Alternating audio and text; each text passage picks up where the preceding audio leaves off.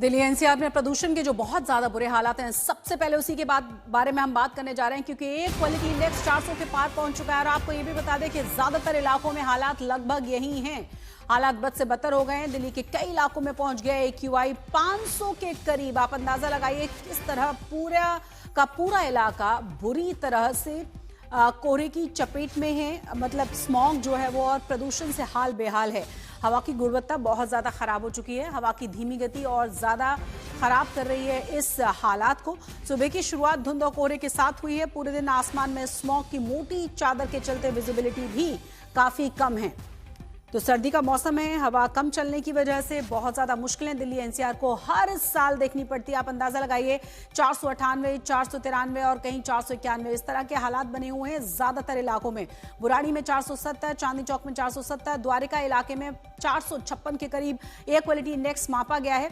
और आपको ये भी बता दें कि कई इलाकों में लगभग 500 या 500 को पार कर चुका है। इसीलिए तमाम एहतियात बरतने के लिए डॉक्टर्स की तरफ से सलाह दी जा रही है। प्रशासन की तरफ से कहा जा रहा है कि जो स्कूल्स हैं 5वीं तक के, खासतौर से जो स्कूल्स हैं उन्हें या तो बंद रखा जाए, हाइब्रिड पे रखा जाए, या फिर क्लास घर से बच्चों से कराई जाए।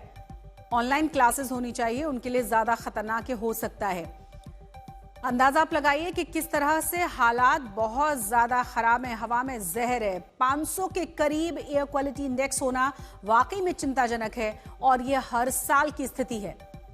सरकार की तरफ से ग्रैब 4 लागू कर दिया गया है। तमाम बड़ी बातें हर साल की जाती हैं, लेकिन इन दिनों में इसी तरह के हालात से दो चार होना पड़ता है दिल्ली और पूरे के पूरे एनसीआर को।